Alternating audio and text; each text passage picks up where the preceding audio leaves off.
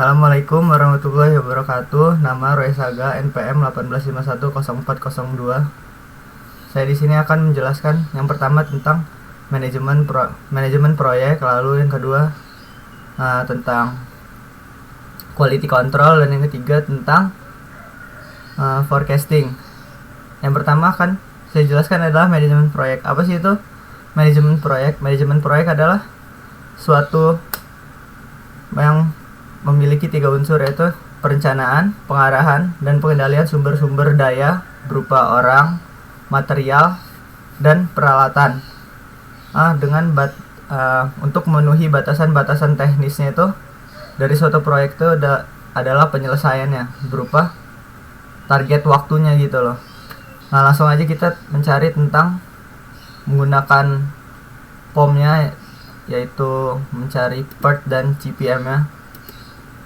Sekarang kita akan menyelesaikannya dengan menggunakan QM for Windows. Caranya itu pertama klik modul, lalu project management, lalu new single time estimate.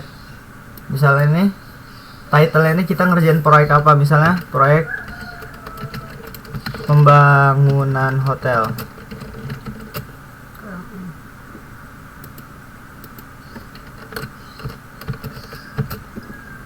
Langsung aja klik OK. Ulang. Pembangunan hotel. Nah, terus number of activity, ada berapa kegiatan yang harus dilakukan untuk ngebangunin hotel tuh. Misalnya di sini kita make ada 6 activities yang harus dikerjakan. Jadi kita tulis 6.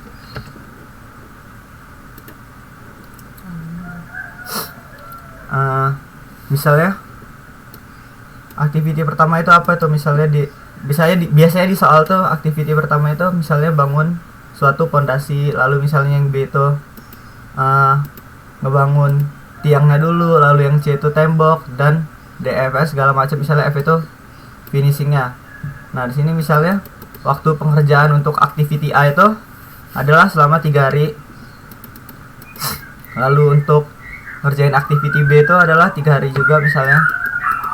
Terus itu untuk aktiviti C misalnya dikerjain dalam kurun waktu 7 hari. Lalu D nya itu 2 hari. Lalu E nya itu 5 hari. Sedangkan finishingnya itu 7 hari. Nah, ini nih predecessor 1 ini apa sih maksudnya? Misalnya kalau biasanya tuh yang untuk memulainya tuh di sini tuh nggak ada, dia ditulis, kalau misal manual tuh ditulis strip. Nah, lalu yang B nih predecessor 1 itu apa sih? Sebelum ngerjain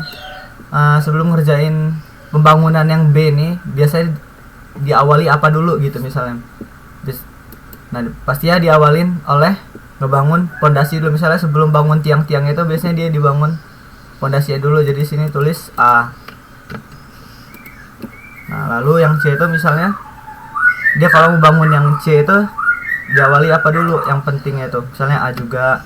Lalu di sini misalnya untuk membangun kegiatan yang D ini misalnya dibangun yang B dulu sama yang C biar bisa ngelakuin yang D. Lalu yang E ini misalnya C di sininya D. Lalu untuk finish, sebelum kegiatan finishing itu dilakuin apa dulu? Misalnya yang D, ini yang E. Nah, langsung aja kita klik solve. Nah, jadi sini keluar apa sih, berapa lama sih aktivitas pembangunan hotel itu? Jadinya lama aktivitas itu selama 24 hari. Nah, lalu let startnya itu 7 hari, itu paling lama bener. Misalnya dia ada kendala apa mulai pembangunannya itu misalnya di hari ke-7, dan early-nya itu mulainya itu paling lama hari ke-3, sedangkan early finish itu selesai untuk pembangunannya itu di hari ke-6, paling lama itu late-nya itu di hari ke-10. Lalu Kita juga bisa ngelihat chartnya. Nah, ini dia chartnya. Nah,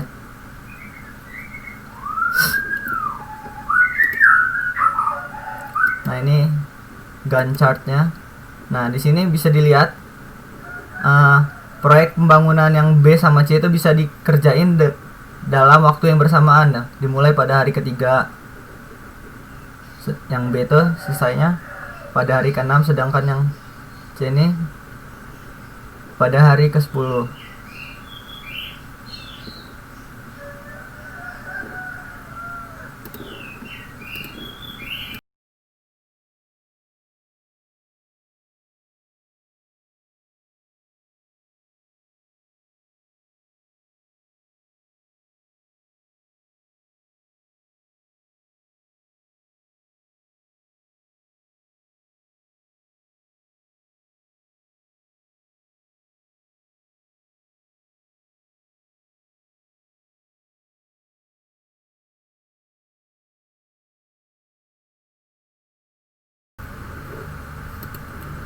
Ya, selanjutnya saya akan menjelaskan tentang quality control.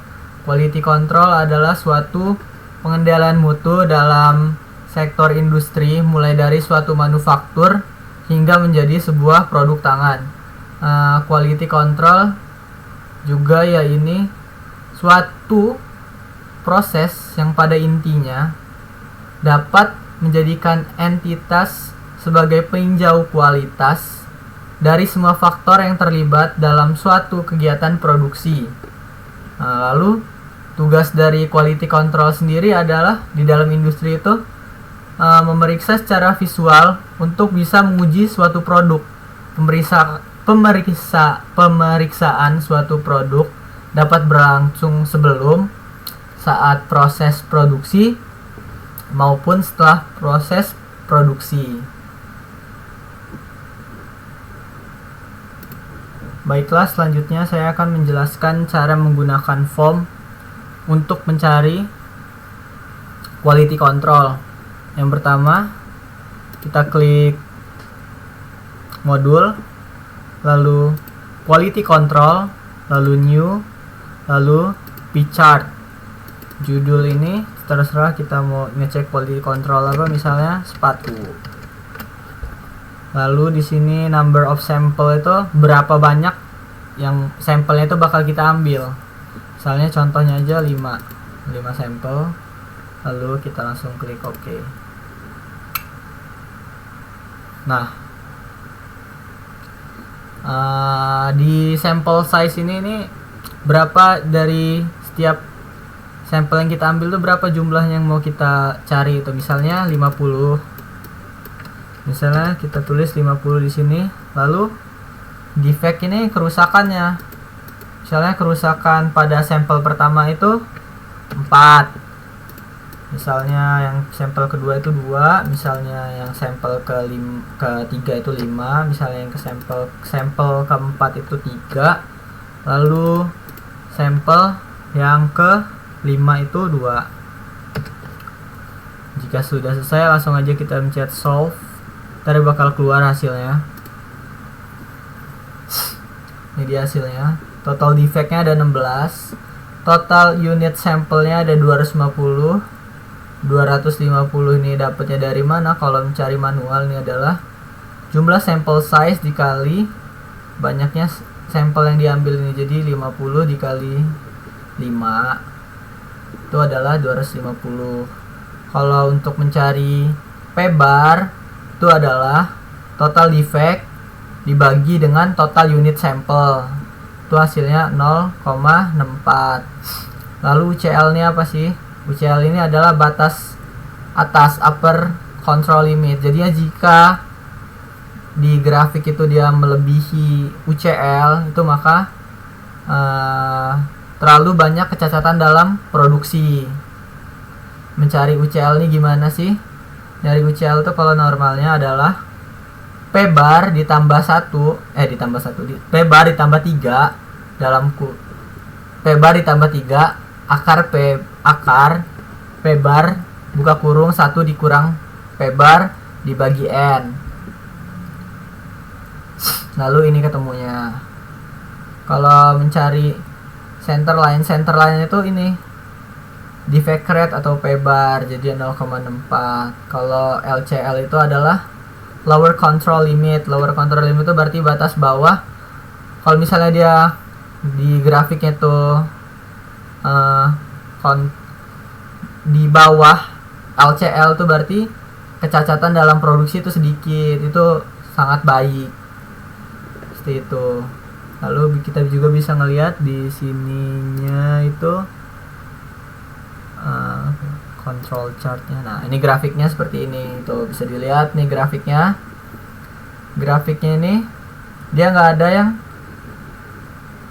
di atas UCL melebihi UCL, berarti tingkat kecacatan produksinya itu tidak terlalu banyak dan masih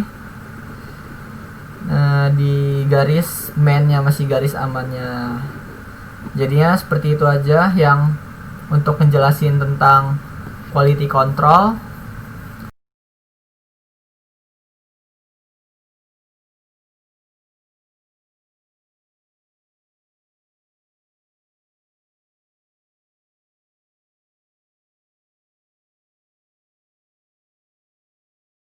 Baik, selanjutnya adalah tentang forecasting atau perakiraan ramalan. Apa sih forecasting itu? Forecasting itu adalah suatu seni dan ilmu untuk memperkirakan suatu kejadian di masa yang akan datang tanpa mengetahui data yang pasti apa yang akan terjadi di masa mendatang. Nah, lalu itu berdasarkan horizon waktunya, forecasting itu dibagi menjadi 3, yaitu yang pertama peramalan jangka pendek, jangka menengah, dan jangka panjang. Lalu berdasarkan sifat penyusunan forecasting itu dibagi 2, yaitu peramalan subjektif dan peramalan objektif. Apa sih tujuan utama dari forecasting? Yang pertama, menentukan kebutuhan dan ukuran perluasan organisasi. Lalu yang kedua, menentukan perencanaan jangka menengah untuk produk yang akan diproduksi dengan fasilitas yang ada. Lalu yang ketiga, menentukan penjadwalan jangka pendek dari suatu produk yang ada untuk diproduksi dengan peralatan yang ada. Apa aja sih jenis-jenis perakiraan ramalan atau forecasting itu? Perakiraan ramalan jangka pendek, perakiraan ramalan jangka panjang, dan perakiraan ramalan jangka menengah. Oke, baiklah, sekarang saya akan menjelaskan tentang cara mencari forecasting dengan menggunakan QM for Windows. Yang pertama, kita buka modul, lalu kita klik forecasting, terus new, lalu time series analysis. Nah, kita misalnya tentang perakiraan produksinya apa ya? Misalnya sepatu lagi.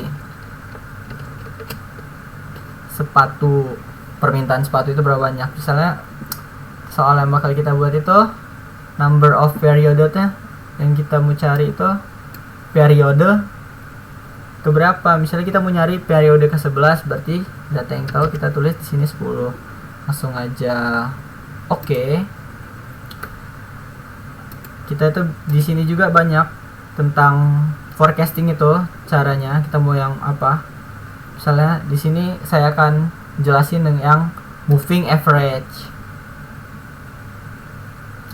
Previous to average-nya misalnya kita gunain 8. Periode pertama misalnya 90. Periode kedua misalnya berapa ya? 135. Lalu periode ketiga misalnya 180. Periode keempat misalnya 270. Lalu periode kelima misalnya 180 lagi. Terus periode keenamnya misalnya 360 lagi. Misalnya periode ketujuhnya 360. Misalnya periode ke-8-nya 460. Misalnya periode ke-9-nya 110. Misalnya periode terakhir, periode 10-nya itu 262. Nah, dan kita bakal meramalin periode ke-11-nya itu berapa permintaannya. Langsung aja kita klik solve. Nah, di sini keluar next periodenya itu permintaannya itu berapa. Ini nih hasilnya, permintaannya ada 272,75. Misalnya mau nyari lagi nih next periodenya, ini kan periode ke-11 kita, misalnya kita mau nyari periode ke-12 nya, kita simpen dulu ini datanya, misalnya simpen dulu datanya, kita simpen datanya berapa, 272 misalnya, kita ingetin 272, lalu kita balik aja, kita edit, kita buat new lagi, ini kita copy dulu ini biar enggak ini, copy, kita buat lagi, tulis di sini sepatu, yang number of past periodnya tadinya 10 jadi 11. Sekarang kita bakal nyari next periodenya, periode ke-12 nya berapa. Langsung aja kita paste. Tadi periode ke-11 yang udah ketemu itu adalah 272. Langsung aja kita solve. Next periodenya segini juga, 272 juga, benar kan? Oh salah, ini maaf, belum moving average dulu ya, period to average nya 8. Langsung aja baru kita solve. Nah, ini hasil yang benar. Jadi next periode itu permintaannya untuk periode ke-12 itu adalah 284,5. Jadi ya kayak gitu cara nyarinya menggunakan metode moving average. Oke, segitu aja penjelasan saya tentang materi-materinya. Yang pertama itu ada apa sih namanya, project management atau PERT GPM. Lalu tadi yang kedua ada quality control, dan ini yang terakhir adalah apa, forecasting. Oke, terima kasih sudah menonton, terima kasih sudah memperhatikan video ini. Saya Roy Saga pamit. Jika ada kesalahan saya mohon maaf, dan kepada Allah saya mohon ampun. Wassalamualaikum warahmatullahi wabarakatuh.